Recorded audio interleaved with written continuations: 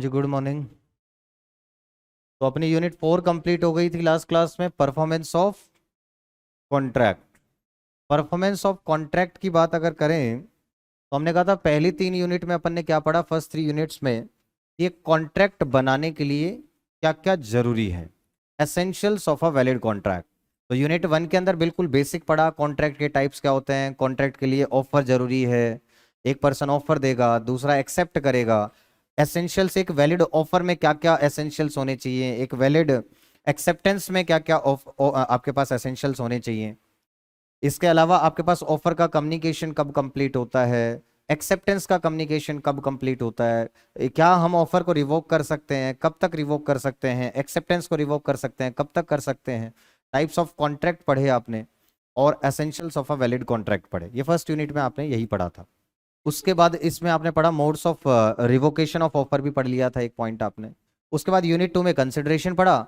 Unit 3 के अंदर बाकी सारे एसेंशियल्स पढ़ लिए आपने, free capacity of the parties, free consent की बात करी आपने, और उसके बाद आपने इसमें बात करी लॉफुल ऑब्जेक्ट, लॉफुल कंसिडरेशन की बात करी आपने, है ना, not expressly declare to be void. तो ये जो बाकी एसेंशियल्स थे वो सब आपने यूनिट 3 में पढ़ लिए।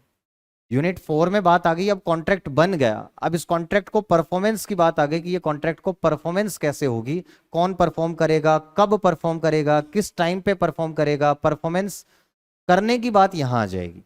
कब जाके एक कॉन्ट्रैक्ट डिस्चार्ज होगा, पूरा कंप्लीट कब होगा, कॉन्ट्रैक्ट को कब परफॉर्म करने की जरूरत नहीं है, क्या आपके राइट्स मिलेंगे आपको, ये सब पढ़ना है। इसके बाद अगली यूनिट में आप क्या पढ़ेंगे कि अगर कॉन्ट्रैक्ट को पूरा नहीं किया तो उस केस में क्या होगा, आपके पास क्या क्या राइट्स, रेमेडीज अवेलेबल है। तो अगली यूनिट ये आएगी आपके पास, यूनिट 5, जो कि आज हम स्टार्ट करेंगे। एक बार इसको रिवाइज कर लेते हैं। सेक्शंस आपने इसमें पढ़े, सेक्शन 37 से लेकर, और आपने सेक्शन कहां तक करे इसके अंदर, 67 तक। 68 से फिर क्वासी कॉन्ट्रैक्ट्स आ जाएंगे, इस वजह से एक बार सेक्शंस रिवाइज करा दो मुझे जरा आज। हाँ जी, देखिए सेक्शन 1 किस चीज का था आपके पास, तो title, extent and commencement.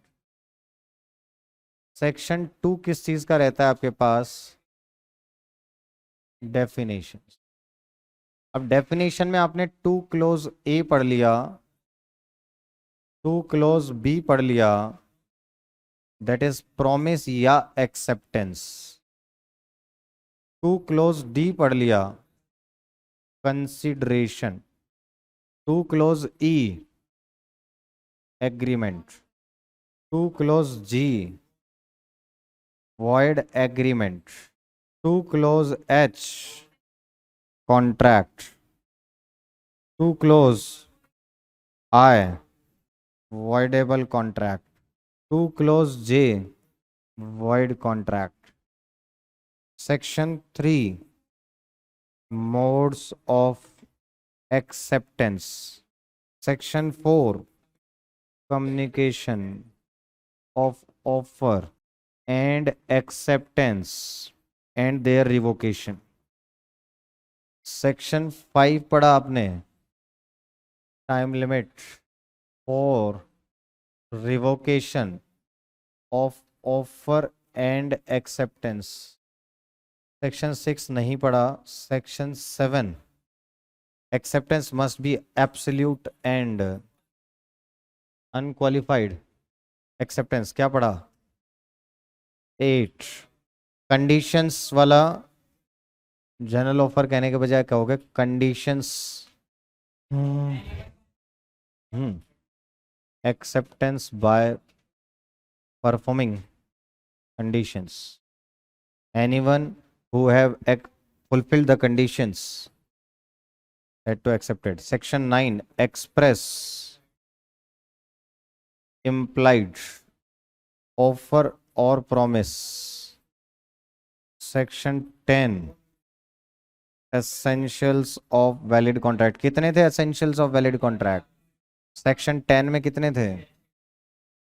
Contracting party कितनी होनी चाहिए, कौन कौन सी हो सकती हैं, natural person and person having legal existence, क्या एक पार्टनरशिप फॉर्म नहीं हो सकती है। सेक्शन 11, कंपिटेंसी या कैपेसिटी ऑफ द पार्टी। इसमें कितने पॉइंट पड़े? 3 पॉइंट। मेजर हो जाना चाहिए, साउंड माइंड होना चाहिए, not disqualified from contracting. Section 12 sound mind. Section 13 consent. Section 14 free consent. Section 15 suicide क्या कोर्जन होता है। Section 16 undue influence. Section 17 fraud. 17 पे खतरा। हाँ हाँ भाई, फोन को नीचे, फोन को नीचे कर लें, अभी भी हाथ को कष्ट नहीं दे रहे हो। Section 18 miss representation. Section 19 legal effect या कंसिक्वेंसेस इन चारों के। सेक्शन 20, 21, 22 ये अभी हमें पढ़ने हैं, mistake. Section 23 unlawful consideration, unlawful object. Section 24 consideration unlawful in part. Section 25 no consideration, no contract and its exceptions. Section 26 agreement in restraint of marriage. Section 27 agreement in restraint of trade. Section 28 agreement in restraint of legal proceedings. अच्छा, trade में आपने कुछ exceptions पढ़ी थी। Goodwill बेची हो तो reasonable limits लगाई जा सकती हैं कि स्पेसिफाइड लोकल लिमिट्स के अंदर आप कुछ टाइम पीरियड तक काम नहीं करेंगे। ऐसे आपने एक आउटगोइंग पार्टनर का पढ़ा था कि एक आउटगोइंग पार्टनर एग्रीमेंट कर सकता है बाकी कॉन्टिन्यूइंग पार्टनर्स के साथ कि वो कॉम्पिटिंग बिजनेस नहीं करेगा स्पेसिफाइड, लेकिन रीजनेबल लिमिट्स में, यानी कहीं पर भी नहीं करेगा। एक आपने और पढ़ा था इसमें एक्सेप्शन, एक एम्प्लॉयमेंट में जो पर्सन है वो कह सकता है कि मैं दूसरी जगह एम्प्लॉयमेंट नहीं करूंगा, कॉम्पिटिंग काम नहीं करूंगा। या एक पार्टनर जो है कॉन्टिन्यूइंग पार्टनरशिप के अंदर वो कह सकता है मैं competing business during the partnership नहीं करूंगा। ये कुछ एग्रीमेंट्स आपने पढ़े थे exceptions. Section 20 agreement the meaning of which is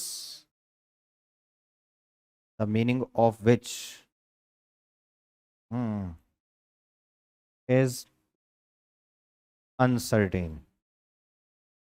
section 30 अच्छा, वेजरिंग एग्रीमेंट्स होते क्या हैं? शर्त लगाने वाला, बैटिंग।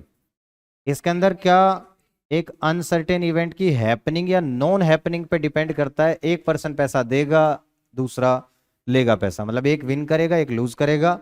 इनका कोई और इंटरेस्ट नहीं है एक्सेप्ट सिर्फ इतना ही इंटरेस्ट है कि वो बैट लगाना चाहते हैं, बाकी इनका कोई लेना देना उस इंटरेस्ट नहीं उस टॉपिक से।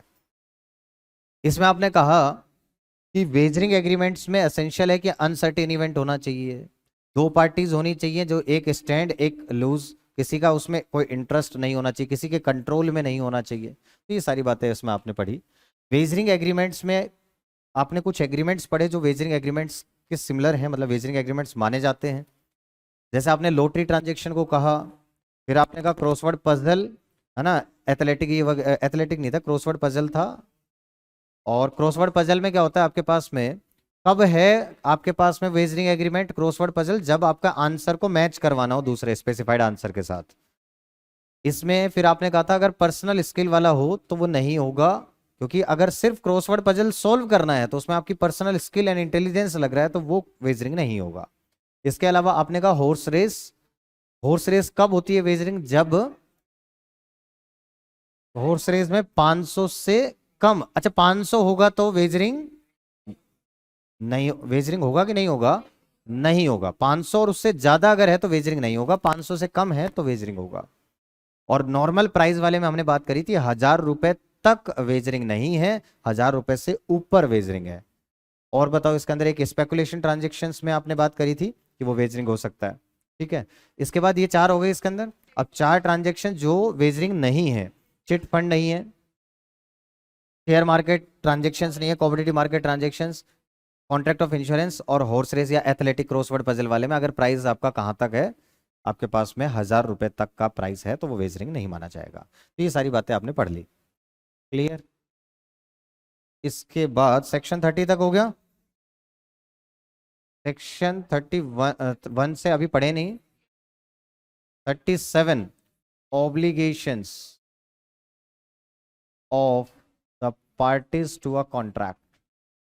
क्या पढ़ा था? The parties to a contract must either perform or offer to perform their respective promises unless such performance is excused with or dispensed, यही था ना आपके पास में, या dispense with or excuse by the provisions of Indian contract act of or any other law. वही था, dispensed with. फिर सेक्शन 38 पढ़ा आपने, इफेक्ट ऑफ रिफ्यूजल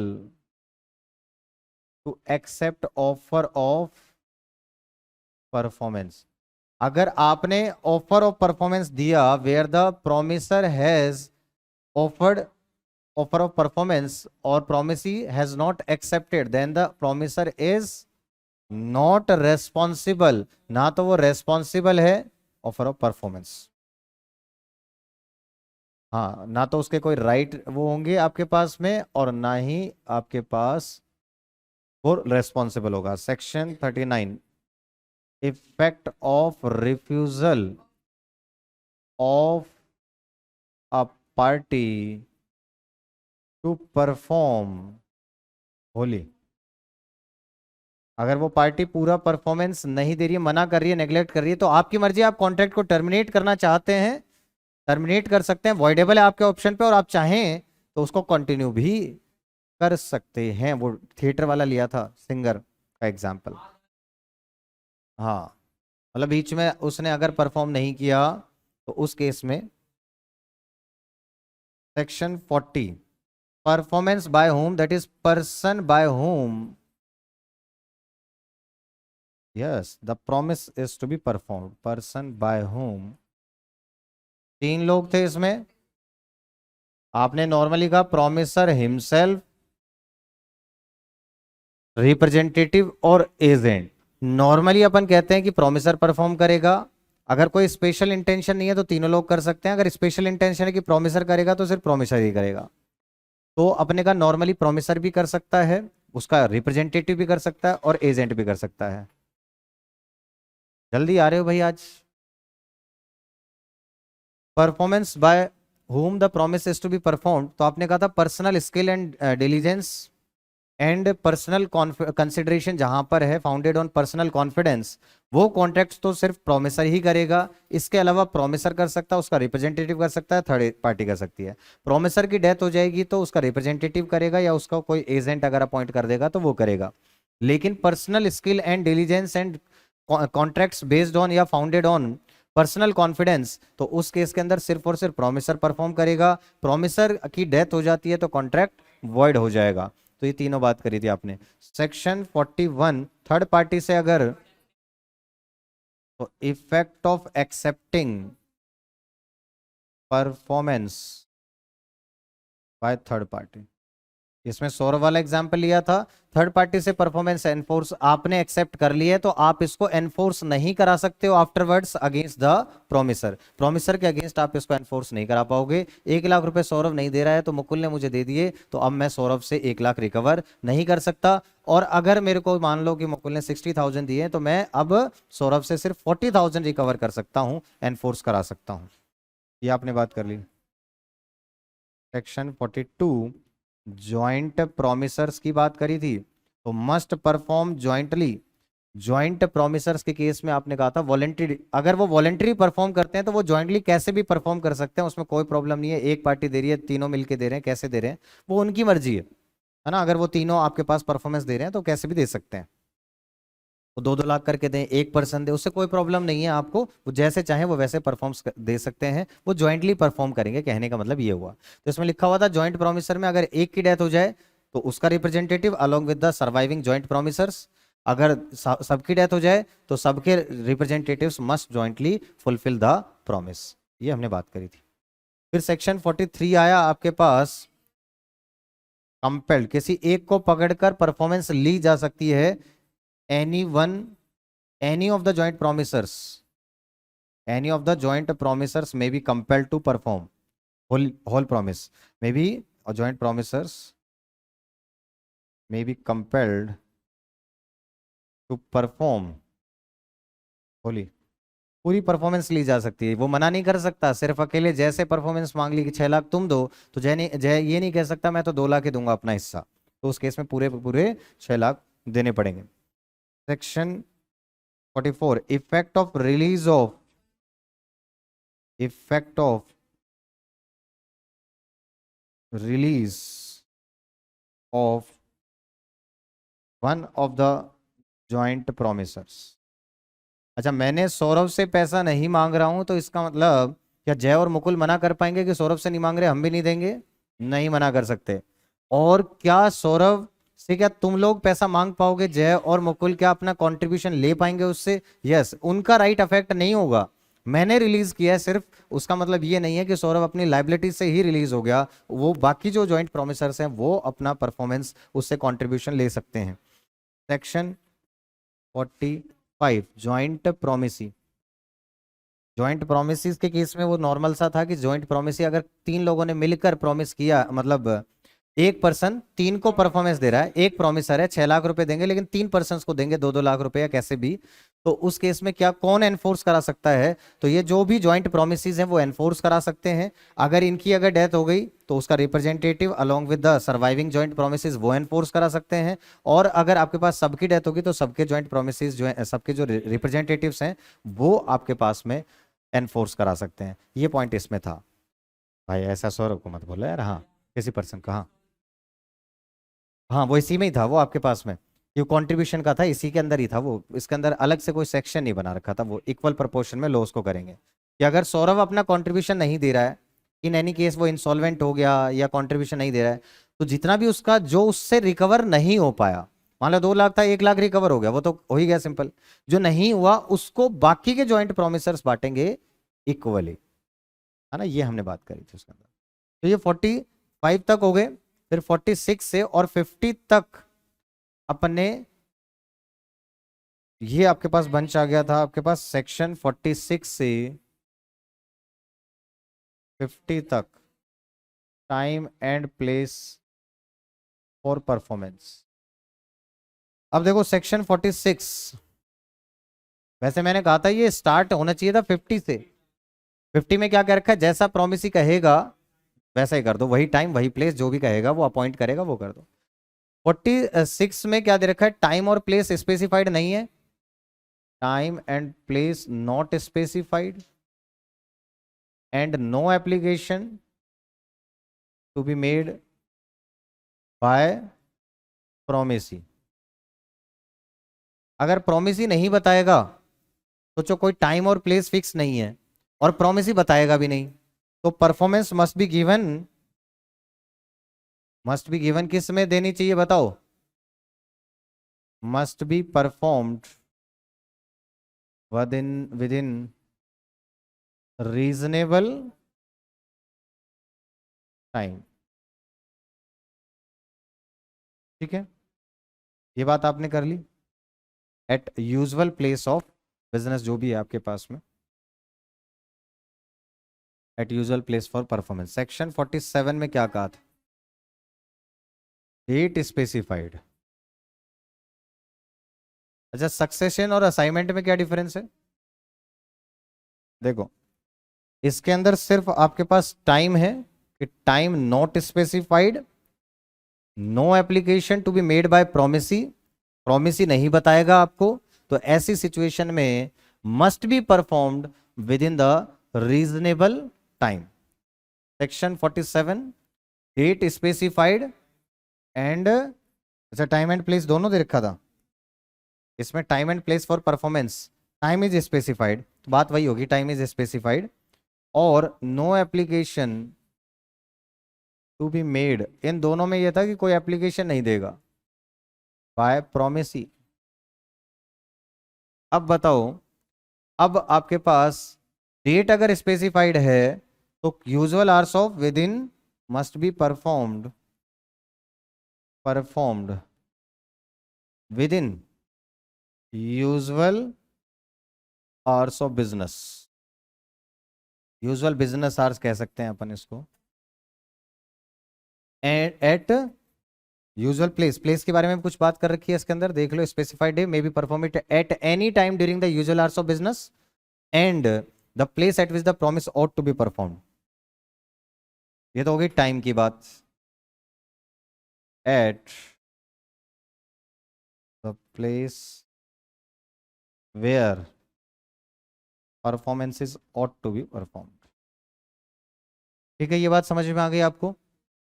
सेक्शन 48, अब यहां सिर्फ किसकी बात की गई है 48 में, application for performance on certain day, यहां पे डेट फिक्स है, देख लो यहां पे 48 में, application of performance on certain day to be at proper time and place, तो यहां पर हमने कहा promisor has not undertaken to perform without application of the promisee, duty of the promisee to apply at a proper place within the usual hours of business, तो यहां पे date fix है, क्या हुआ, डेट स्पेसिफाइड है, and application by the promisee, promisor ने कहा है जब तक तुम नहीं बताओगे कि उस डेट पर, तो डिलीवरी मैं नहीं करूंगा, आपको बताना है कि किस टाइम पे करना है, जब आप बताओगे तो मैं उस टाइम पे डिलीवरी कर दूंगा। तो ड्यूटी ऑफ द, क्या, डेट स्पेसिफाइड है, डेट स्पेसिफाइड है और टाइम और प्लेस स्पेसिफाइड नहीं है, एप्लीकेशन प्रोमिस देगा। डेट पता है किस डेट को परफॉर्मेंस देनी है, टाइम नहीं पता, प्लेस नहीं पता, ठीक है, मैं बता रहा हूं आपको, लिखो तो सही, date specified and application by the promisee, duty of the promisee to appoint to apply for performance, to apply for the performance at a proper time and proper place, ठीक है, आगे बात समझ में, डेट स्पेसिफाइड थी, time और आपको place का पता नहीं है, और वहां पर एप्लीकेशन कौन देगा, प्रोमिसी, तो प्रोमिसी की ड्यूटी है कि वो बताए, it is the duty of the promisee to apply for performance at a proper time, that is within, क्या होना चाहिए, यूजुअल बिजनेस आवर्स होना चाहिए, एंड अ प्रॉपर प्लेस होना चाहिए। अब सेक्शन आ गया 49, यहां पे प्लेस की बात है, देखो, प्लेस फॉर परफॉर्मेंस और promise where no application to be made, no place fixed performance, no place specified, place and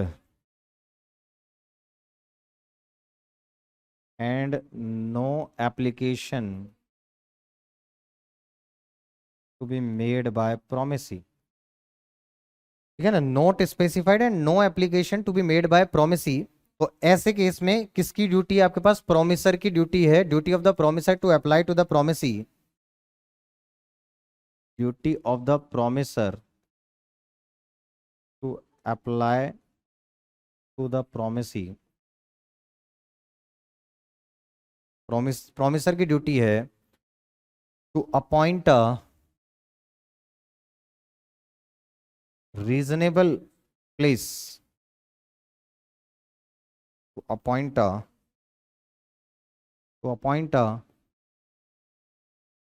reasonable place, ठीक है, और फिर आ गया सेक्शन 50, सेक्शन 50, यहां तक लिख लिया, देखो जरा, performance in manner or time prescribed or sanction by promise, performance at a time and place specified by the promise. जहां पे प्रोमिस ने बता रखा है the performance of any promise may be made in such manner or at an time when the which the promisee prescribes or sanctions. Clear हो गया यहां तक? 50 तक याद हो गए? 51 से लेकर 58 तक परफॉर्मेंस ऑफ रेसिप्रोकल प्रॉमिसेस। ये आपने 51 से लेकर 58 तक ये पढ़े, और फिर 59, 60, 61 ये आपने पढ़ा एप्रोप्रिएशन ऑफ पेमेंट। क्या पढ़ा? Appropriation of payment. और 62 से 67 तो when contracts need not to be performed with the consent of both the parties, वो 62 से आपने 67 तक पढ़ा। यहां तक मुझे लगता है आप लोगों को अच्छे से याद हो चुका होगा। ये सेक्शंस अभी आपको कम याद हुए होंगे थोड़े, तो ये सेक्शंस आपको पढ़ने हैं और फिर बाद में लिखेंगे। यहां तक मैं रिवाइज करा देता हूं। 51 में सबसे पहला सेक्शन क्या पढ़ा कि अगर परफॉर्मेंस, आज नहीं लिखवा रहा हूं मैं, कल लिखवा दूंगा फिर इसको। आपको क्या पढ़ना है इसके अंदर? 51 में क्या पढ़ा? 51 में क्या पढ़ा? यहां पे रेसिप्रोकल प्रॉमिस का मतलब क्या हुआ? एक ने कुछ प्रॉमिस किया, मैंने कहा मैं गाड़ी दूंगा, तुमने प्रॉमिस किया कि मैं 10 लाख दूंगा, तो ये रेसिप्रोकल प्रॉमिस है ना, एक करेंगे तो दूसरा होगा। अब इनका ऑर्डर क्या हो सकता है? हो सकता है 1 बाय 1 फिक्स कर रखा हो अपन ने कि भाई ठीक है परफॉर्मेंस जो है आपके पास 1 बाय 1 अपन ने फिक्स कर रखा हो कि पहले कौन सा प्रॉमिस परफॉर्म करना है और बाद में कौन सा प्रॉमिस परफॉर्म करना है। पहले गाड़ी देनी है बाद में पैसा मिलेगा, या पहले पैसा देना है बाद में गाड़ी मिलेगी, ऐसा हो सकता है। या ऐसा हो सकता है दोनों एक साथ साइमल्टेनियसली परफॉर्म करने हो। तो साइमल्टेनियसली परफॉर्म करने का जो तरीका है वो क्या होगा आपके पास? जब तक सामने वाली party willing and ready and willing to perform his promise ना हो तो आप भी बाउंड नहीं हो अपनी परफॉर्मेंस देने के लिए। साथ साथ बात हुई थी मैं गाड़ी दूंगा तुम पैसे देना, अब तुम पैसे लेकर नहीं आए तो मैं क्या गाड़ी डिलीवर करूं? क्या मैं, तुम बाउंड कर सकते हो मुझे गाड़ी डिलीवर करने के लिए? नहीं कर सकते। तो promisor not bound to perform unless the promise या unless reciprocal promise is ready and willing to perform। बात समझ में आ गई कि प्रॉमिसर बाउंड टू परफॉर्म नहीं है। कब? जब साइमल्टेनियस परफॉर्मेंस होनी हो, जब दोनों काम एक साथ होने हो, दोनों प्रॉमिस एक साथ परफॉर्म करने हैं, तो सामने वाली पार्टी अगर परफॉर्मेंस नहीं दे रही है तो आप इसको परफॉर्म करने के लिए, आप अपना प्रॉमिस परफॉर्म करने के लिए बाउंड नहीं है। बात समझ में आ गई? मैंने contract consist of reciprocal promises to be simultaneously performed. इनको ज्यादा चीख चीख कर घर पर पढ़ा करो, लैंग्वेज याद हो जाएगी, लिखना समझ में आ जाएगा। When a contract consists of reciprocal promises to be simultaneously performed, no promiser needs to perform his promise unless the reciprocal promise is ready and willing to perform his reciprocal promises। बात समझ में आ गया? या unless the promise is ready and willing to perform his reciprocal promise। Clear? लिखा करो, पढ़ा करो, ज्यादा से ज्यादा रीड करा करो। इसके बाद अपन ने एनालिसिस करने के बाद सेक्शन आ गया 52। सेक्शन 52 में ऑर्डर ऑफ परफॉर्मेंस दे रखा है। अगर कॉन्ट्रैक्ट में फिक्स कर रखा है कि ये ऑर्डर होगा, पहले गाड़ी दोगे फिर पेमेंट दूंगा, या पहले पेमेंट दोगे फिर गाड़ी दूंगा, दोनों में से जो भी ऑर्डर फिक्स कर रखा है तो उसी ऑर्डर में परफॉर्म करना पड़ेगा। If specified expressly fixed by the contract then must be performed in that order. और जहां पर कोई आपके पास में आपने ऑर्डर फिक्स नहीं कर रखा, where no order is expressly fixed by the contract, then उस ऑर्डर में करना है must be performed in that order the nature of the transaction requires. अब नेचर ऑफ द ट्रांजेक्शन पता है, सिक्योरिटी की बात हुई तो सिक्योरिटी तो पहले देनी पड़ेगी। या आपने कंस्ट्रक्शन की बात करी थी कि किसी को कॉन्ट्रैक्टर पे कंस्ट्रक्शन का कॉन्ट्रैक्ट दे दिया आपने, तो पहले कंस्ट्रक्शन करेगा तभी तो पैसा लेगा। जनरली ऐसा होता है, एसी रिपेयर करने आया तो कहता है लाओ पहले पैसे, ऐसा बोलता है। या पहले एसी रिपेयर करेगा, एसी रिपेयर करेगा। तो this is nature of the transaction requires. Nature of the transaction का मतलब समझ में आ गया ना? नॉर्मली ऐसी ट्रांजेक्शन में क्या होता है उसी को बोलते हैं performed in that order which the nature of the transaction require. कोई भी बुलाते हो, प्लम्बर बुलाते हो, इलेक्ट्रिशियन बुलाते हो, कारपेंटर बुलाते हो, हर कोई क्या करता है कभी भी आपके पास में एडवांस, हाँ कुछ चीज़ों में एडवांस जरूर थोड़ा बहुत लेते हैं, बट 100% नहीं होता, कुछ चीज़ों में होता है, कंस्ट्रक्शन में थोड़ा बहुत दे दिया। बट इलेक्ट्रिसिटी, ये जो आपने सर्विस रिपेयरिंग के लिए, इसके लिए एसी रिपेयरिंग के लिए बुलाया किसी को, वो कभी एडवांस लेता है क्या? नहीं। तो वहां आपको नेचर ऑफ द ट्रांजेक्शन समझ में आ रहा है कि पहले परफॉर्मेंस सामने वाली पार्टी को करनी है, तब आप परफॉर्म करोगे। ऐसा ही होता है, पहले सामान लेते हो, जब फिर पैसे देते हैं। ठीक है, बात समझ में आ गई। लाइबिलिटी ऑफ पार्टी प्रिवेंटिंग, यहां तक हो गया। 52 हो गया ऑर्डर ऑफ परफॉर्मेंस। तो 51 में क्या था? Promisor not bound to perform unless reciprocal promise is ready and willing to perform, unless promise is ready and willing to perform his reciprocal promise, कैसे भी बोल सकते हैं। फिर 52 में क्या आ गया? Order of performance fixed by the contract then must be performed in that order, not fixed by the contract must be performed in that order the nature of the transaction requires। बस ये कुछ words याद होने चाहिए जो मैंने highlight करा है। अगला आ गया कि अगर कोई पार्टी रोक रही है सामने वाली पार्टी को परफॉर्मेंस देने से, तो उस केस के अंदर उस पार्टी के पास, जिसको रोका जा रहा है, उस पार्टी के पास ऑप्शन है कि वो कॉन्ट्रैक्ट को अवॉइड कर सकते हैं, means voidable at the option of the party so prevented, voidable at the option of the party so prevented। और साथ में वो डैमेजेस भी क्लेम कर सकते हैं। एग्जाम्पल जेठालाल वाला लिया था यहां पर मैंने कहा था मैं फॉरेन ट्रिप पे जा रहा हूँ, आने के बाद ले लूंगा टैब, अब मैं आ ही नहीं रहा हूँ, है ना, वहीं पे जाके बस गया, सपोज करो, है ना, महीने 2 महीने वहीं पे रह गया। तो ऐसी सिचुएशन के अंदर क्या जेठालाल इंतजार करता रहेगा? नहीं, उसकी मर्जी है, चाहे तो वो इंतजार कर सकता है अगर हमारी टर्म्स बात हो रही है, और नहीं हो रही है तो फिर वो कॉन्ट्रैक्ट को अवॉइड कर सकता है। क्यों? क्योंकि किसी को, उसको कोई और मिल गया, इतने में उसको भिड़े ने मान लो ऑर्डर दे दिया, तो वो उसको भी बेच सकता है, लेकिन जो नुकसान होगा उसकी भरपाई करनी पड़ेगी फिर उसको। बात समझ में आ गई? ये आ गया आपके पास में एंटाइटल टू कंपनसेशन। फिर अगला आ गया 53। 53 पहले कर लिया आपने। 53 में क्या था बताओ जरा आप? Liability of a party who prevented, यही था ना, liability of a party preventing event, liability of a party preventing event on which the contract is to take effect. तो liability of a party preventing event on which the contract is to take effect. 2 बार पढ़ोगे याद हो जाएगा। फिर आगे आपके पास 54, यहां पे ऑर्डर दे रखा था कि फिक्स कर रखा है, तो पहले जिसकी परफॉर्मेंस होनी है तो पहले वही परफॉर्म करेगा, दूसरे वाले को वो बाउंड नहीं कर सकता पहले परफॉर्म करने के लिए। तो effect of default as to that promise which should be first performed, अगर जो पहले प्रोमिस परफॉर्म करना था वही नहीं हो रहा है, तो बताओ आपको परफॉर्म करने की जरूरत है कि नहीं है? नहीं है। तो ये इन contract consisting of reciprocal promises, such promisor can not claim, क्या सामने वाला वो पर्सन क्या सामने वाले की क्लेम परफॉर्मेंस मांग सकता है? नहीं। Such promisor can not claim the performance of the reciprocal promise, ना तो वो सामने वाले से परफॉर्मेंस मांग सकता है, और ना ही इवन उसको अगर उसकी वजह से कुछ नुकसान हुआ है सामने वाली पार्टी को, तो उसको नुकसान की भरपाई भी करनी पड़ेगी। And must make compensation to the other party to the contract for any loss. Clear? फिर क्या हो गया आपके पास में? अच्छा 51 में बताओ क्या था? 51 में promisor not bound to perform unless reciprocal promise is ready and willing to perform. 52 में क्या था? Order of performance. 53 में क्या है? Liability of a party preventing event on which the contract is to take effect.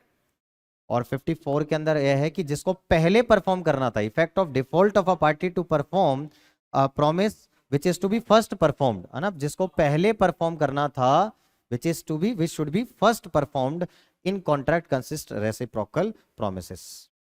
ठीक है, अब आगे आपके पास 55। अब टाइम की बात होगी, यहां तक 54 तक सिमिलर से चल रहे थे, ऑर्डर वाली बात चल रही थी। 51 के अंदर आपने बात कर ली साइमल्टेनियस परफॉर्मेंस, एक नहीं करेगा, सामने वाला परफॉर्मेंस के लिए तैयार नहीं है तो आपको भी परफॉर्म करने की जरूरत नहीं है। 52 में order of performance, contract fix करेगा तो उस ऑर्डर के अंदर, कॉन्ट्रैक्ट फिक्स नहीं करेगा तो nature of the transaction requires. 53 के अंदर अगर आपके पास कोई इवेंट के ऊपर कॉन्ट्रैक्ट टेक इफेक्ट करेगा, तो कोई पार्टी अगर उस इवेंट को होने से रोक रही है, तो जो पार्टी रोक रही है, नहीं जिस पार्टी को रोका जा रहा है, द पार्टी सो प्रिवेंटेड, वो उसके ऑप्शन पे क्या रहेगा? वॉइडेबल रहेगा, और उसको सामने वाली पार्टी को कंपनसेशन भी देना पड़ेगा।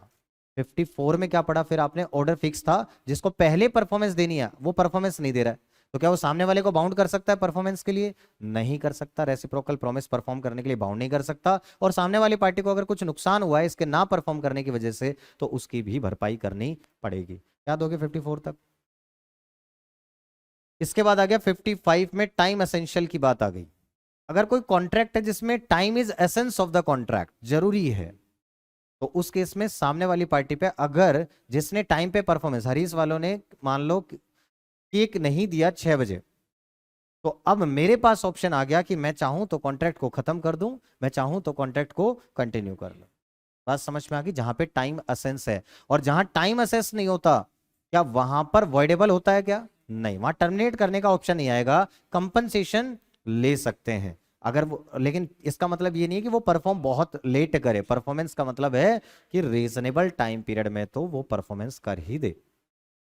ठीक है, रात को 12 बजे लेके आया केक, बताओ, टाइम फिक्स नहीं। ठीक है, पहले वाली रात को नहीं। हाँ, समझ में आया ना, जो रात बीत गई। ठीक है, तो becomes voidable at the option of the promisee, and if the intention of the parties was that time should be of the essence of the contract. Time अगर एसेंशियल ना हो तो वो voidable नहीं होगा, कंपनसेशन लिया जा सकता है, entitled to compensation अगर उसको कोई लॉस हुआ है तो। अगर आपने परफॉर्मेंस एक्सेप्ट कर ली other than the time agreed upon, जो टाइम एग्रीड अपॉन था उसके अलावा, 6 बजे के बजाय वो 6:30 बजे आया, आपने कुछ नहीं कहा, चुपचाप परफॉर्मेंस ले ली, तो क्या अब आप कंपनसेशन ले सकते हैं? अब आप ना तो अवॉइड कर सकते हैं, ना ही कंपनसेशन मांग सकते हैं। हाँ, कंपनसेशन तभी मांग सकते हैं जब आपने प्रायर नोटिस दे दिया हो at the time of acceptance. तो promisee accepts performance of such promise at any time other than the agreed, the promisee can not claim compensation unless at the time of acceptance he gives notice to the promiser of his intention to do so। जब 6 बजे phone आया था तभी बता दिया था मैंने, 6:30 बजे 7 बजे डिलीवरी करने आए तब मैं नहीं कह सकता हूँ कि आप डिस्काउंट में आप प्राइस कम दो आप। बात समझ में आ गई? क्लियर यहाँ तक? तो ये 55 आ गया आपके पास, time is essence of the contract. तो failure of effect of failure, ये बात आपने सारी पढ़ ली। अच्छा, हमने कहा था नॉर्मली बिजनेस के अंदर stipulation as to time, time की जो कंडीशंस होती हैं वो एसेंस मानी जाती हैं कॉन्ट्रैक्ट की, बट पेमेंट को छोड़ दो, उसके अलावा मानते हैं अपन।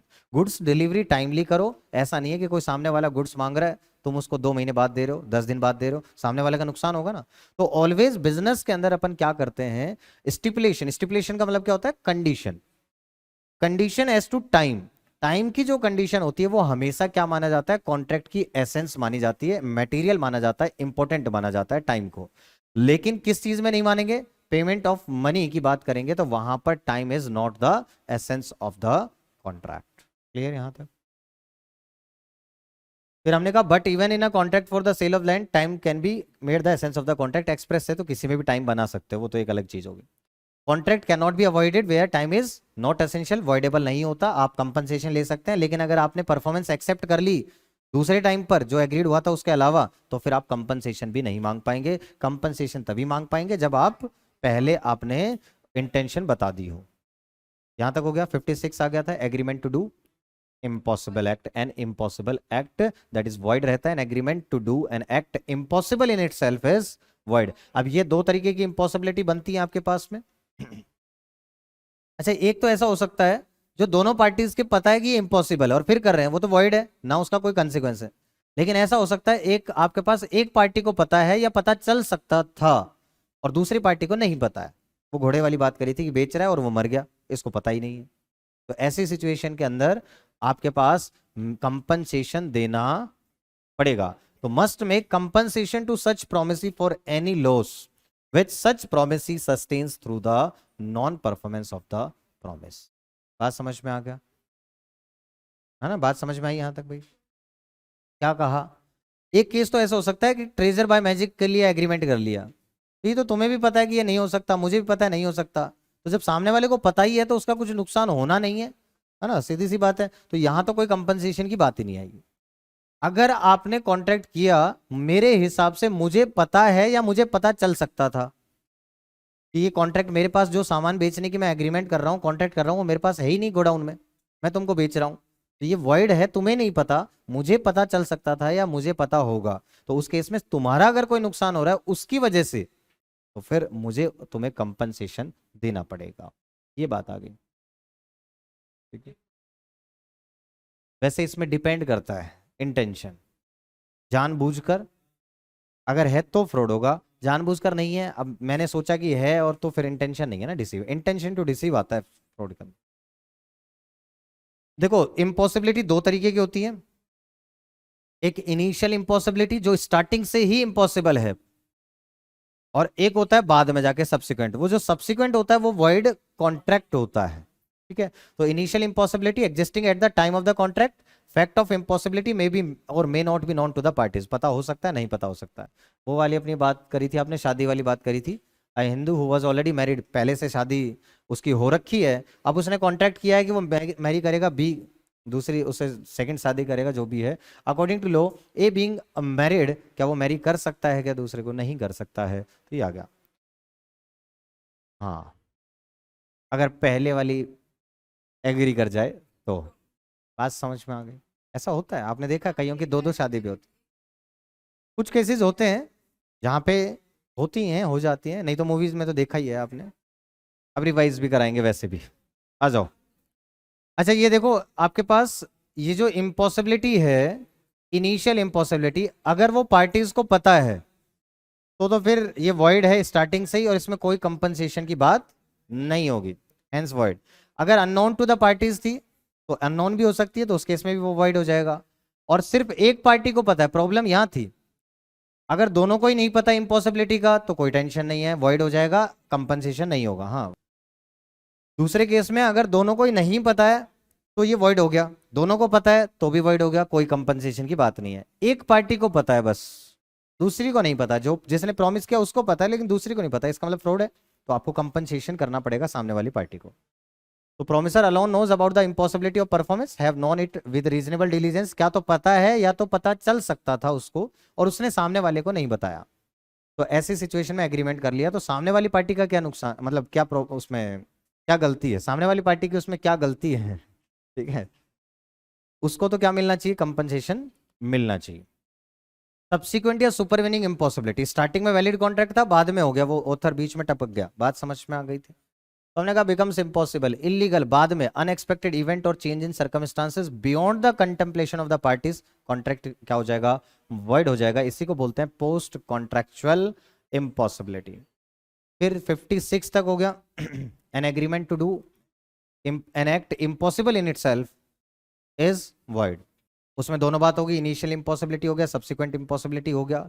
इनिशियल में भी 3 केस बना दिया आपने कि दोनों को पता है, दोनों को नहीं पता है, या एक को पता है। ठीक है, एक को पता है, वो इंपॉर्टेंट है कि सामने वाली पार्टी को आपको कंपनसेशन देना पड़ेगा। यहां तक हो गया। अब ये थे ऑल्टरनेटिव प्रॉमिस, और एक था आपके पास जिसकी एक ब्रांच आपके पास लीगल है और दूसरी ब्रांच जो है वो इलीगल है। जैसे आपने कहा कि कॉन्ट्रैक्ट करने के लिए किसी को घर दिया, आपने बेच रहे हो या किराए पर दे रहे हो, तो आपने कहा कि अगर रेजिडेंशियल पर्पस के लिए यूज करोगे तो 5 लाख रुपए, अगर कमर्शियल पर्पस के लिए यूज करोगे या गैम्बलिंग पर्पस के लिए यूज करोगे, यहाँ पे कमर्शियल के लिए नहीं गैम्बलिंग के लिए यूज करो, क्योंकि दूसरी ब्रांच को इलीगल बनाना है। तो आपने कहा एक ब्रांच तो लीगल होगी कि अगर आप रेजिडेंशियल पर्पस के लिए यूज कर रहे हो या कमर्शियल के लिए यूज कर रहे हो तो 5 लाख रुपए किराया है, और अगर आप इसको गैम्बलिंग पर्पस के लिए यूज करोगे तो 7.5 लाख रुपए किराया है। तो इसकी एक ब्रांच तो जो है वो वैलिड है और दूसरी ब्रांच जो है वो वॉइड इलीगल है, तो इलीगल होने की वजह से वो वॉइड हो जाएगा। तो हमने कहा first legal, secondly illegal, first set of promises a valid contract but the second is void contract, है ना, वॉइड एग्रीमेंट। ये एग्रीमेंट कॉन्ट्रैक्ट बनेगा ही नहीं। ऑल्टरनेटिव प्रॉमिस कि बदले में दो चीजें मिल रही हैं, क्या तो ये या तो ये, तो उसमें से एक चीज वैलिड है और दूसरी चीज इलीगल, एक चीज लीगल है। तो आपने कहा क्या तो बदले में राइस दे दो या तो स्मगल्ड ओपियम दे दो, तो राइस लेना कोई प्रॉब्लम नहीं है कंसिडरेशन में, ये लॉफुल कंसिडरेशन होगा, ये वैलिड रहेगा, लेकिन आप इसको एनफोर्स नहीं करा सकते, आप राइस को एनफोर्स करा सकते हैं। बताओ यहां तक बात समझ में आ गई। एप्रोप्रिएशन ऑफ पेमेंट, इसकी जरूरत कहां पड़ती है एप्रोप्रिएशन ऑफ पेमेंट की? बताओ जाओ।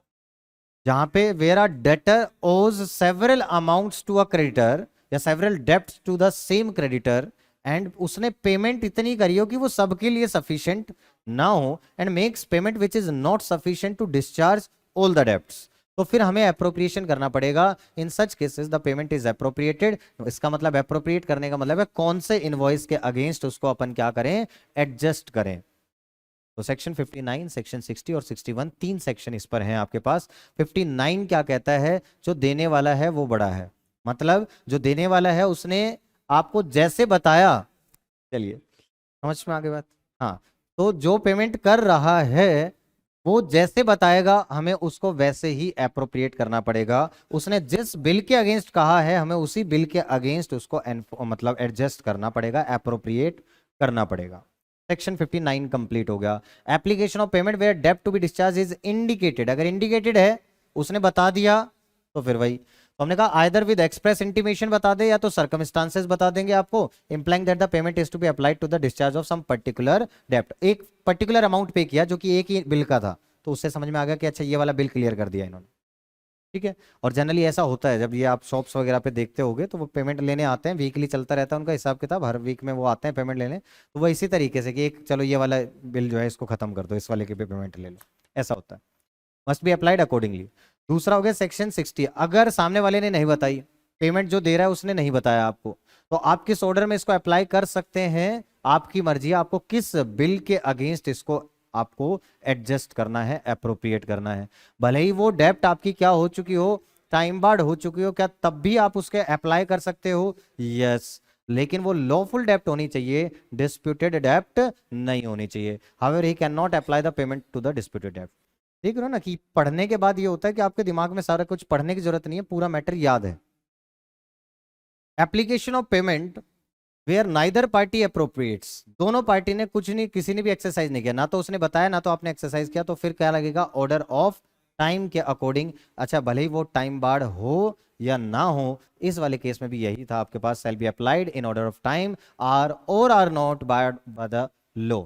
If the debts are of equal standing है तो सेम डेट पर है तो फिर प्रोपोर्शनेटली कर देंगे अपन उसको। बताओ बात समझ में आ गई। तो 61 तक हो गया। इसके बाद था contracts need not to be performed, contracts need not to be performed with the consent of both the parties, section 62 से लेकर सेक्शन 67 तक। यहां तक बात समझ में आई, बस यही लास्ट टॉपिक है इसमें, 67 तक था ही था। उसके बाद लास्ट में एक आपने पढ़ा था 2 PM in BMW, that is, उसमें क्या पढ़ा था, modes of discharge of a contract, एक कॉन्ट्रैक्ट को कैसे कैसे डिस्चार्ज किया जा सकता है 2 PM इन BMW, है ना, बैन CCTV और उसके बाद कैफे ATM और 2 PM इन W, बस पूरी लॉ में ये तीन ही निमोनिक बना रखे हैं बस। तो होता क्या है कि अगर हर जगह निमोनिक बना दिए जाएं, हर जगह, तो सब मिक्सअप हो जाएगा, कोई कहीं जाएगा कोई कहीं जाएगा। तो इसलिए निमोनिक हर चीज एक लिमिटेड यूज होने चाहिए कहीं पर भी। कोई डायग्राम से याद कर सकते हैं, कोई चार्ट से याद कर सकते हैं, है ना, तो हर चीज की अलग अलग याद करने की मेमोरी ट्रिक्स होती हैं।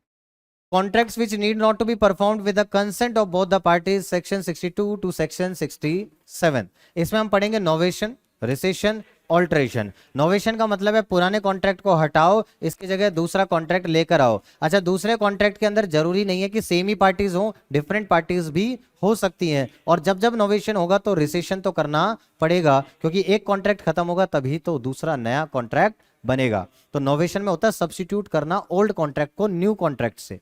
बात समझ में आ गई। इसके अंदर ये सेम पार्टीज में भी हो सकता है, डिफरेंट पार्टीज में भी हो सकता है। अच्छा, ऑल्ट्रेशन और नोवेशन में थोड़ा बहुत डिफरेंस है। नोवेशन में ऑल टुगेदर सब्जेक्ट मैटर ही चेंज हो गया, बात हो रही थी गाड़ी खरीदने की, बात हो गई बाइक खरीदने की, दिस इज नोवेशन। बात समझ में आ गए। कुछ टर्म्स चेंज कर देना इज ऑल्ट्रेशन, और all together subject matter change हो जाना नोवेशन। अच्छा, नोवेशन सेम पार्टी में भी हो सकता है, डिफरेंट पार्टी में भी हो सकता है। हमने कहा था कि मैं होंडा सिटी बेच रहा हूं 10 लाख रुपए में, अब मैं बेचने के बजाय मैं कह सकता हूं भाई मैं तो नहीं दे रहा हूं, मेरे दोस्त के पास होंडा सिटी है वो ले लो 10 लाख में, सेम कंडीशन में, सेम साथ साथ खरीदी थी हम दोनों ने, तो ये लो। तो हमने कहा कि ये क्या हो गया, नोवेशन। तो नोवेशन सेम पार्टीज में भी हो सकता है, डिफरेंट पार्टीज में भी हो सकता है। तो effect of novation, recession, alteration, section 62। Section 62 किस चीज का आ गया, effect of novation, rescission and alteration of a contract. So if the parties to the contract agree to substitute a new contract for it or to rescind it or to alter it, the original contract need not to be performed. Means novation के case में, recession के case में, alteration के case में जो पहले वाला जो कॉन्ट्रैक्ट था अब वो म्यूचुअल कंसेंट से डिस्चार्ज हो गया, वो खत्म हो गया। बात समझ में आ गई है ना। इसके बाद आ गया बाय म्यूचुअल एग्रीमेंट में आया था ना ये आपके पास modes of discharge of offer में, जब अपन ने पढ़े 2 PM इन BMW, तो उसके अंदर एक ये भी पॉइंट था आपके पास by mutual agreement. 2 PM, PM में M था म्यूचुअल एग्रीमेंट, मींस दोनों पार्टीज मिलकर क्या तो नोवेशन या तो रिसेशन या तो ऑल्ट्रेशन की वजह से उन्होंने पुराना वाला कॉन्ट्रैक्ट अब परफॉर्म करने की जरूरत नहीं है। नोवेशन का इफेक्ट क्या था कि नया कॉन्ट्रैक्ट सब्स्टिट्यूट करना पुराने की जगह, ये सेम पार्टीज भी हो सकती हैं, डिफरेंट पार्टीज के बीच में भी हो सकता है। रिसेशन का मतलब है कॉन्ट्रैक्ट खत्म हो गया, रिसेंट करना, नया कॉन्ट्रैक्ट नहीं बनेगा। आपने कहा सर गाड़ी खरीदने का मूड तो था, पहले कॉन्ट्रैक्ट कर लिया, अब आपने कहा कि नहीं सर सर्कमस्टांसेस चेंज हो गए। कई बार ऐसा होता है ना, कई बार ऐसा होता है। पहले बच्चा बोलता है कि सर चाहिए, जैसे किताब दिलवाई थी मैंने इनको, बुक्स है ना, पहले मैं क्या अरेंज कर देता था, मैं क्या कर करके बच्चों के लिए सोचता हूँ कहीं बेनिफिट करा दूँ। तो इनको TS ग्रेवाल, जैसे पिछले वाले बैच में भी ऐसा था कि 2-3 बैच से मैं TS ग्रेवाल या कोई भी बुक इनको चाहिए हो तो मैं कह देता हूँ कि डिस्काउंट पे दिलवा दूँ।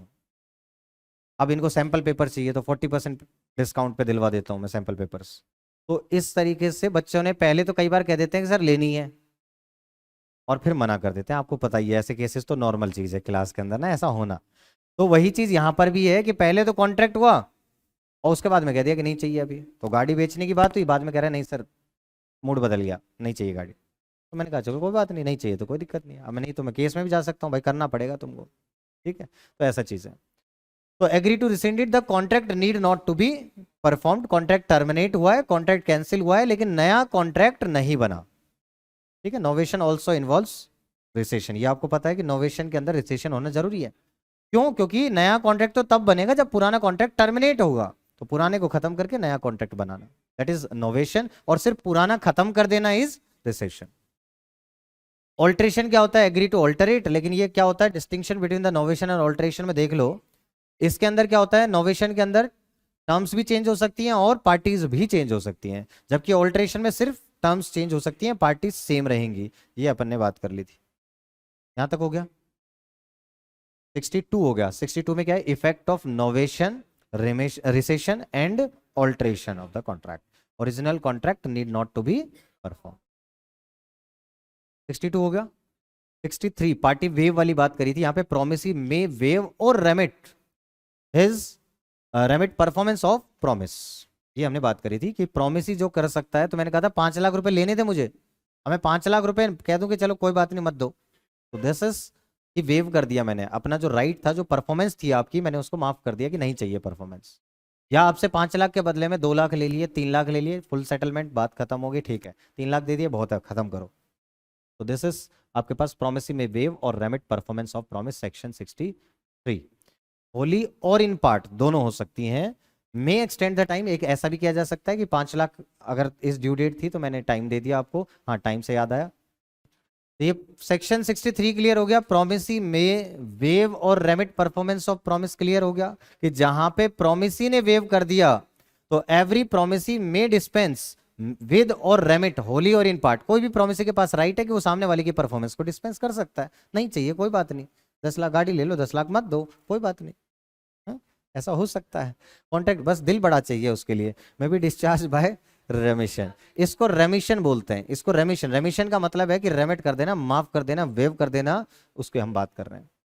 फिर 64 में आ गया। 64 और 65। 64 में था वॉइडेबल कॉन्ट्रैक्ट में कोई बेनिफिट मिला है तो उसको रिस्टोर करना पड़ेगा। 65 में था कि वॉइड कॉन्ट्रैक्ट में कोई बेनिफिट मिला है तो उसको रिस्टोर करना पड़ेगा। तो 60 वॉइडेबल कॉन्ट्रैक्ट वाला था, अपन ने गाड़ी वाला एग्जांपल लिया कि अगर गाड़ी के लिए मैंने 25 लाख दे दिए, गाड़ी ले लिए, तो अब अगर वो वॉइडेबल करवा रहा है तो ऐसी सिचुएशन के अंदर मुझे गाड़ी वापस करनी है और मुकुल को 25 लाख वापस देने पड़ेंगे। ये हो गया 64। 65 क्या था? ऑब्लिगेशन। देखो 64 का नाम पढ़ लो, restoration of benefit under avoidable contract. अब आ गया obligation of person who has received advantage under void agreement और contract that becomes void. Author था, उसने कॉन्ट्रैक्ट किया, आपके पास पैसा रिसीव कर लिया है बुक लिखने के लिए, तो ऐसे केस में अगर वो उसकी डेथ हो गई तो उसका लीगल रिप्रेजेंटेटिव को पैसा देना पड़ेगा। और हमने कहा था लीगल रिप्रेजेंटेटिव बस उतने एक्सटेंट तक ही लायबल होता है जितने एक्सटेंट तक उसको प्रॉपर्टी इनहेरिट हुई है। यहां तक आ गया। Bound to restore it to make compensation for it. ये 2 केस लो भी पढ़े थे, ये इंपॉर्टेंट केस लो था आपके पास। 12 महीने के लिए एडवांस में आपने किराया पे कर दिया, रेंट पे कर दिया, 7 महीने बाद आग लग गई गोडाउन में, आपकी कोई गलती नहीं थी आग लगने में, अब 7 महीने बाद आग लगने के बाद वो अब आपके यूज का नहीं रहा, तो आपको क्या रेंट 5 महीने का रिफंड मिल जाना चाहिए? यस। तो ये आपने केस लो पढ़ा था। फिर कैसे मिलेगा यार? फिर तो सामने वाला आपसे भरपाई और करवा लेगा भाई, ये नुकसान है ना। यहां तक बात समझ में आ गई? अच्छा, अपन ने ये कहा था कि जो रिस्टोरेशन की बात हो रही है वो हो रहा है कि जो benefit received under the contract, जो टोकन मनी मिला है आपको, वो आप रिफंड करने के लिए, वो रिसीव्ड अंडर द कॉन्ट्रैक्ट नहीं है, वो तो एज अ सिक्योरिटी था कि आप इस कॉन्ट्रैक्ट को फुलफिल करेंगे। ठीक है, ये आपने बात करी थी। फिर 66 64 हो गया। 65 64 में क्या था? Restoration of benefit received under a voidable contract. 65 में वॉइड कॉन्ट्रैक्ट में जो मिला है उसको आपको वापस करना पड़ेगा। 66 में आ गया कम्युनिकेशन ऑफ रिसेशन। रिसेशन का कम्युनिकेशन जरूरी है, जैसे आप ऑफर को कम्युनिकेट करते थे वैसे रिसेशन को कम्युनिकेट करना पड़ेगा, और जैसे आप ऑफर को रिवोक कर सकते थे ऐसे ही आप रिसेशन को भी रिवोक कर सकते हैं, कोई प्रॉब्लम नहीं है। 66 और 67 में क्या था आपके पास? इफेक्ट ऑफ नेग्लेक्ट, ये 67 था। Effect of neglect of promisee to afford promisor reasonable facilities for performance. सामने वाला पढ़ने के लिए आ ही नहीं रहा है, पढ़ाने का मौका ही नहीं दे रहा है, सामने वाला कोई परफॉर्मेंस देने का करने का मौका ही नहीं दे रहा है प्रोमिसर को, तो फिर वो कैसे परफॉर्मेंस देगा? तो उस केस में क्या इफेक्ट आएगा, वो चीज आपके पास समझ में आ गया। Apprentice refuses to learn. If an apprentice refuses to learn, the teacher can not be held liable for not teaching. यहाँ पे घर वाली बात थी, कंस्ट्रक्टर को आपने बताया नहीं, रिपेयर करवाने के लिए बुलाया उसको, और आपने बताया नहीं कहाँ कहाँ रिपेयर करवाना है, क्या क्या करवाना है, उसको बैठा के रख रहे हो, तो भाई कंपनसेशन तो देना पड़ेगा। ठीक है, यहाँ तक बात समझ में आ गई? Non performance. Discharge of a contract, कब कब एक कॉन्ट्रैक्ट खत्म मान लिया जाता है? Discharge of a contract. सबसे पहले आपने बात करी usual mode of discharge of a contract. सबसे यूजुअल मोड क्या है? परफॉर्मेंस कर दो, दोनों पार्टीज ने अपनी अपनी परफॉर्मेंस कर दी है, कॉन्ट्रैक्ट खत्म। तो performance, discharge by performance. Performance actual हो सकती है या अटेम्प्टेड हो सकती है, परफॉर्म ये हो चुका है आपके पास। Discharge by mutual agreement. Mutual agreement हो गया आपके पास। म्यूचुअल एग्रीमेंट में कौन कौन से पढ़ लिए? Contracts need not to be performed, ये 4 आ गया था। रिमिशन भी था यहाँ पर, तो रिमिशन भी आ गया था, रिसेशन आ गया था, नोवेशन, ऑल्ट्रेशन। ठीक है, ओरिजिनल कॉन्ट्रैक्ट को परफॉर्म करने की जरूरत नहीं पड़ता है। Discharge by impossibility of performance, अगर इम्पॉसिबिलिटी होगी परफॉर्मेंस की तो अब परफॉर्म करने की जरूरत नहीं है, क्या बाद में वॉइड हो गया या स्टार्टिंग से ही वॉइड था, है ना। तो discharge by impossibility, change in law की वजह से या तो चेंज इन सर्कमस्टांसेस की वजह से। ठीक है, डिक्लेरेशन ऑफ अ वॉर। इसके बाद आ गया था लैप्स ऑफ टाइम। टाइम के लैप्स की वजह से टाइम बाढ़ हो गया, यही था ना। लिमिटेशन एक्ट के अकॉर्डिंग अगर वो आपके पास में बाढ़ हो गया, bar by limitation, limitation act के अकॉर्डिंग उस टाइम में परफॉर्म नहीं किया गया तो वो अपने आप हो जाएगा। If it is not performed and if no action is taken by the promisee within the specified period of limitation, उसने कुछ काम किया नहीं और आपने उसको एनफोर्स नहीं कराया, जितना लिमिटेशन एक्ट के अकॉर्डिंग आपके पास टाइम है उसमें नहीं एनफोर्स कराया, तो फिर आप एनफोर्स करा भी नहीं सकते हो। Discharge by operation of law, change in law हो गया आपके पास में, तो ये हो गया आपके पास डेथ ऑफ द, अच्छा यहाँ पे था ऑपरेशन ऑफ लॉ में डेथ हो गई प्रोमिसर की, तो वॉइड हो गया, लॉ के द्वारा आपके पास में डिस्चार्ज हो गया। या इंसॉल्वेंट हो गया सामने वाली पार्टी तो डिस्चार्ज हो गया, तो ऐसे केस में by insolvency by death of the promisor, that is by operation of law. तो इसके बाद आ गया आपके पास discharge by breach of contract. Contract आपने ब्रीच कर दिया, सामने वाली पार्टी ने परफॉर्मेंस नहीं दी, एक पार्टी अगर डिफॉल्ट करती है उसको बोलते हैं ब्रीच करना। तो अगर repudiates a contract before the, दो चीजें की बताई थी, एक एक्चुअल ब्रीच, एक एंटिसिपेटरी ब्रीच। एक्चुअल ब्रीच में क्या होता है? जिस दिन performance, on the date of performance उसने मना किया उस दिन तोड़ा, उससे पहले नहीं बताया, जिस दिन डिलीवरी देनी थी गाड़ी की उस दिन डिलीवरी नहीं दी, दिस इज एक्चुअल ब्रीच। और 2 दिन 3 दिन पहले ही बता दिया कि भाई मैं परफॉर्मेंस नहीं कर पाऊंगा, अब आपकी मर्जी है। एंटिसिपेटरी में आपकी मर्जी है, जैसे मैंने आपको बताया था, उन्होंने हमें बता दिया फोन करके कि भाई हम डिलीवरी नहीं कर पाएंगे, तो हमने क्या कहा कि भाई हमें नहीं पता, हम कंटिन्यू करेंगे, हमें तो डिलीवरी चाहिए। तो जब तक इंतजार करो कि ड्यू डेट तक वो डिलीवरी करता है या नहीं करता है, उसके बाद आप क्लेम कंपनसेशन कर सकते हो। लेकिन अगर मैं खुद अभी अगर टर्मिनेट कर दूं तो क्या मैं उससे कंपनसेशन मांग सकता हूं? यस, अभी मांग सकते हैं। यस, ये अभी अगले वाले में पढ़ेंगे अपन, डैमेजेस क्लेम कर सकते हैं। आपने सामने वाले ने मना किया कि अभी डिलीवरी नहीं दे पाएंगे, तो आज भी मैं डैमेजेस क्लेम कर सकता हूं उससे तुरंत।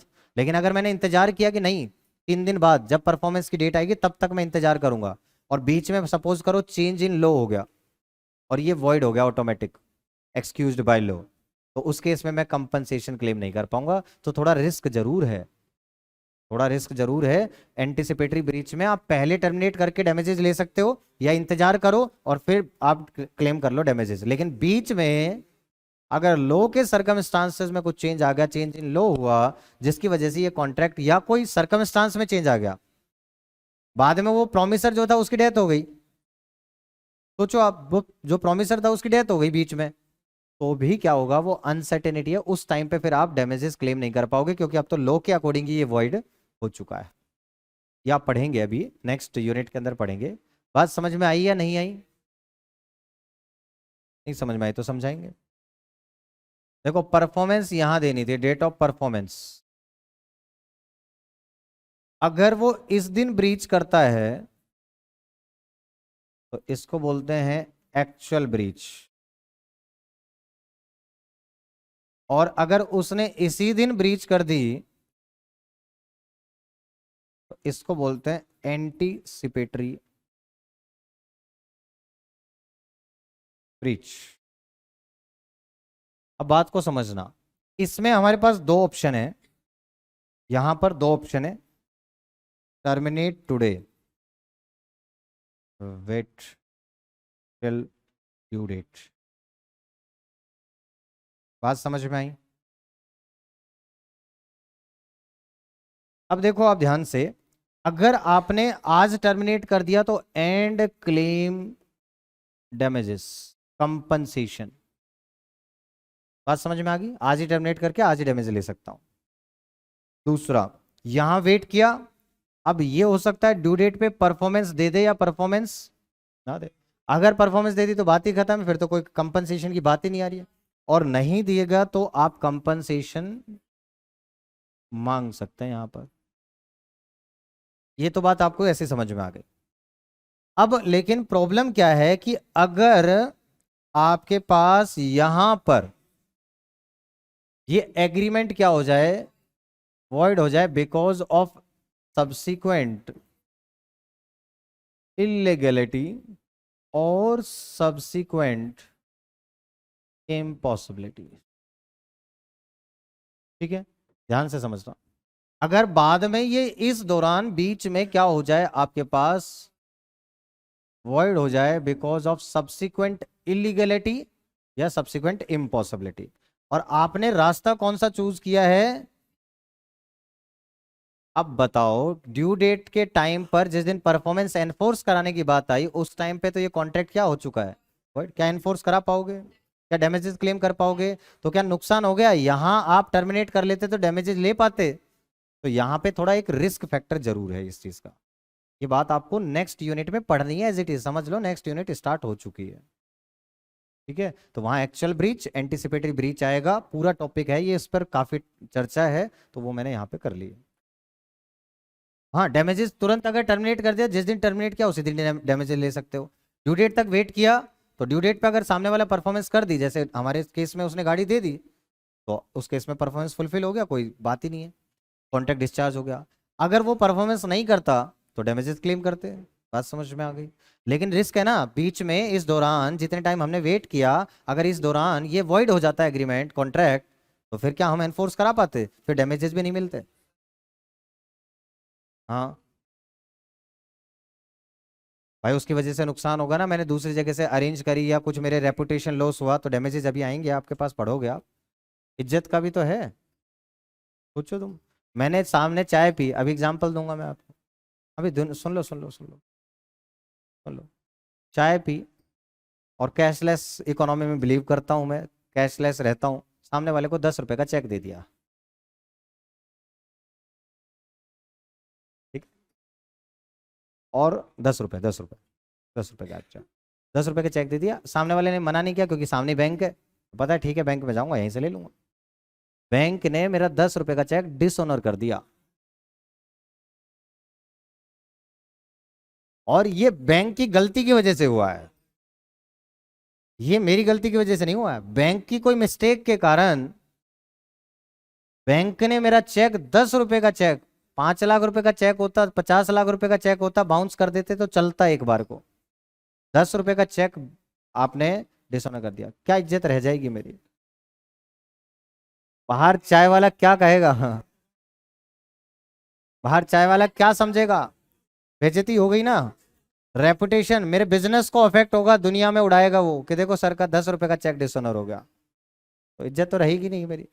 तो ऐसे केस में क्या डैमेजेस बैंक वालों पे केस थोप दूंगा कि भाई तुम्हारी गलती है, तुम्हारी वजह से देखो मेरी क्या इज्जत रहेगी मार्केट में, मेरा बिजनेस का मोटा नुकसान हो रहा है, तो मैं उनसे डैमेजेस क्लेम कर सकता हूँ। ठीक है, ये भी एक टाइप का डैमेज है, और ये भी समझ लो मैंने पढ़ा दिया है तुमको, दिस इज एग्जाम्पलरी या विंडिक्टिव डैमेजेस। तो पता भी नहीं चलता पढ़ाई कैसे होती है अगर तरीके से पढ़ा जाए तो।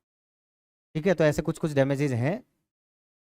एक और बताया था मैंने आपको जिसमें एक्चुअल में कोई आपको नुकसान, इसमें तो नुकसान अच्छा खासा हुआ इमेज का। अच्छा, एक और भी है तुम्हारे वाले केस, किसी ने किसी का दिल तोड़ दिया, तो उसमें भी डैमेजेस है, शादी करके और मना कर देना, इज्जत बहुत खराब होती है, तो ऐसे केस में भी डैमेजेस क्लेम किए जा सकते हैं। ठीक है, किसी का दिल नहीं तोड़ सकते हो तुम, कुछ भी करो दिल के साथ खिलवाड़ मत करो। बात समझ में आ गई? तो 10 रुपए वाला चेक, अब बताओ ये एग्जाम्पल ही अपने आप में ऐसे हैं कि जो दिमाग में रहते ही रहते हैं, भूल ही नहीं सकता। अच्छा, 10 रुपए का सर का चेक डिसऑनर हो गया, बताओ, तो उसको याद रहेंगे एग्जाम्पलरी या विंडिक्टिव डैमेजेस ऐसा है। तो ये ऐसे ऐसे कुछ पढ़ेंगे अपन एग्जाम्पल, पता नहीं चलता, ये छोटे छोटे एग्जाम्पल उस टाइम लगते हैं, लेकिन बाद में ये लॉन्ग टर्म इम्पैक्ट देते हैं, जब आपको पेपर के टाइम पे याद आते हैं ना ये सब चीजें, तब इम्पैक्ट देते हैं। आ रही बात समझ में? चलो, अब ये सोचो, ये जब एग्जाम्पल बनाए होंगे तो बच्चों के सपोर्ट से बनाए होंगे, सोच के बनाए होंगे क्या करें कैसा बनाएं। हाँ, तो ये एग्जाम्पल बनाने में, लेकिन इंटरेस्टिंग बनाने में कोशिश हमेशा ये रहती है कि बच्चा उसको रिलेट कर पाए, है ना। एक और ऐसा भी डैमेज आता है, और रिलेट करने की डैमेज की बताता हूँ मैं आपको। आप ना एग्जाम से पहले मीठा खाना पसंद करते हैं, होता है, मीठा मीठा कुछ मीठा हो जाए, डेयरी मिल्क, है ना। तो एग्जाम से पहले आपको आदत है कि या पर्टिकुलर पेन ही यूज करते हैं। अब वो पेन आपके पास किसी दुकान पर मिलता है, आस पड़ोस की दुकान पर मिलता है, आपने उस दुकानदार को कहा भाई सुबह पेपर है जल्दी, सपोज कर लिया, उस टाइम तक दुकान खोल लेना, उसने कहा ठीक है ना, तो मैं ले लूंगा उस टाइम। आप कहोगे शाम को उसको फोन किया कि सुबह आ जाना, सपोज करो ऐसा है, उसने बोला मैं खोल दूंगा, अब उसने दुकान नहीं खोली, अब आपको पेन दूसरी दुकान से लेना पड़ गया, आपका पेपर खराब हो गया। अब बताओ, आपका पेपर खराब हो गया, क्या आप केस कर दोगे भाई तेरी वजह से, तेरी वजह से, क्योंकि तुमने दुकान टाइम पे नहीं खोली, मुझे पेन जो है मेरा पेन मैं नहीं ले पाया, मैं यहाँ से मैं हमेशा यहीं से पेन लेता हूँ, तो इसकी वजह से मेरा नुकसान हो रहा है, तो मुझे बताओ क्या डैमेजेस क्लेम कर पाओगे? ठीक है, नहीं कर पाएंगे। ये डायरेक्ट लॉस नहीं है, ये इनडायरेक्ट लॉस है। हाँ, इनडायरेक्ट लॉस है, ये कोई डायरेक्टली लॉस नहीं है, वो आपकी इंटेंशन है बट उससे डायरेक्ट लॉस नहीं हो। लेकिन वो पेन या वो चॉकलेट जो यहां से लेते हैं, वो दूसरी जगह जाने में आपको खर्चा लग गया और आपको महंगी पड़ी, हो सकता है कहीं पे महंगी पड़ी, इससे लेते तो सस्ता पड़ जाता, तो वो 10 रुपए चॉकलेट की, 10 रुपए की चॉकलेट 20 रुपए में पड़ी। अब क्या 10 रुपए इससे कंपनसेशन ले सकते हैं अपन? यस, ये ले सकते हैं। चलिए आगे आ जाओ। ब्रीच ऑफ कॉन्ट्रैक्ट हो गया, 6 पढ़ लिए, इसमें क्या क्या पढ़ लिए? सबसे पहले 2 PM में टी क्या था आपके पास?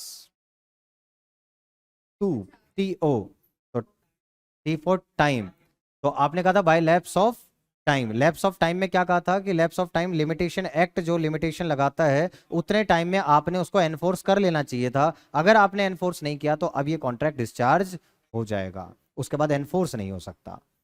बात समझ में आ गई? टी हो गया। ओ से ऑपरेशन ऑफ लॉ, अगर डेथ हो गई किसी की प्रोमिसर की, या आपके पास इंसॉल्वेंट हो गया, तो उस केस में लॉ क्या कहता है कि वो कॉन्ट्रैक्ट क्या हो जाएगा? वॉइड हो जाएगा, और उस केस में वो डिस्चार्ज हो जाएगा, वो परफॉर्मेंस करने की जरूरत नहीं है। बात समझ में आ गई? तो टी और ओ, टू याद हो गया, टी ओ याद हो गया, टी से टाइम, ओ से ऑपरेशन ऑफ लॉ, उसके बाद पी से परफॉर्मेंस, ये most usual mode of discharge है, परफॉर्मेंस दें दोनों पार्टी जिन जिनको जो जो करना था। परफॉर्मेंस दो तरीके की हो सकती है, एक्चुअल परफॉर्मेंस हो सकती है, और एंटी आपके पास offer to perform, attempted performance हो सकती है। उसके बाद आ गया PM, एम से आ गया म्यूचुअल एग्रीमेंट। म्यूचुअल एग्रीमेंट में क्या आ गया आपके पास में? 4 चीजें आ गई, नोवेशन, रिसेशन, ऑल्ट्रेशन और रेमिशन। रेमिशन में कौन सा था? सेक्शन 63, याद कर लो। 62 के अंदर नोवेशन, अल्ट्रेशन और रिसेशन। 63 के अंदर प्रोमिसी में वेव और remit, performance of the promise. Main चीज है कि याद आना चाहिए, पॉइंट के 2 एम थे, ठीक। तो आपके पास प्रोमिसी में वेव और remit the performance of a promise, section 63। Voidable contract के अंदर जो बेनिफिट मिला है उसका रेस्टोरेशन, सेक्शन 64। वॉइड एग्रीमेंट के अंदर जो आपको मिला हुआ है बेनिफिट, उसको वापस करना, सेक्शन 65, 65। और 66 में क्या था? Communication of remission, communication of remission. 67 में क्या था?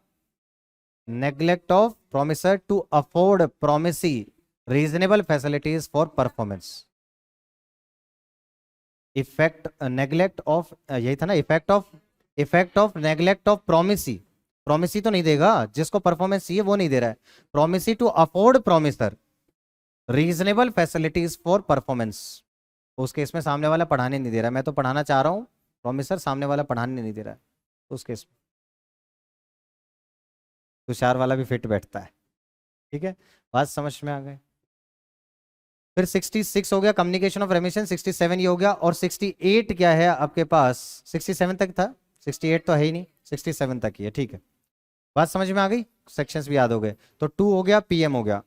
इन, आई से इम्पॉसिबिलिटी है ना, तो बाय इम्पॉसिबिलिटी हो सकता है आपके पास, इम्पॉसिबिलिटी 2 हो सकती है आपके पास में, तो by subsequent impossibility because of change in law और because of change in circumstances.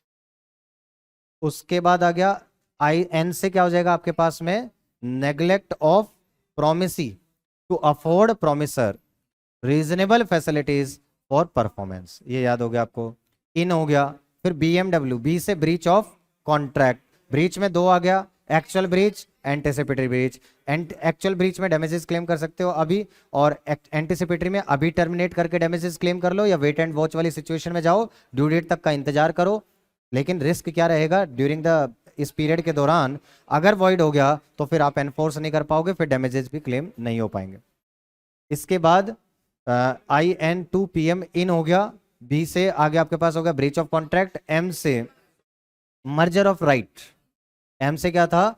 Merger of right. अगर कई बार क्या होता है, इंफीरियर राइट्स और सुपीरियर राइट्स दोनों एक ही पर्सन में मर्ज हो जाते हैं, तो फिर इंफीरियर राइट्स को परफॉर्म करने की जरूरत नहीं है। जैसे टेनेंसी के राइट और ओनरशिप के राइट, आपने वही प्लॉट खुद खरीद लिया है ना, तो मान लो इस बिल्डिंग को मैं खुद खरीद लूं, तो इस केस में मेरे पास टेनेंसी के राइट्स हैं और फिर मेरे पास ओनरशिप राइट्स आ जाएंगे, तो जो मेरे टेनेंसी वाले राइट्स थे वो इसी में ही आपके पास में चले जाएंगे।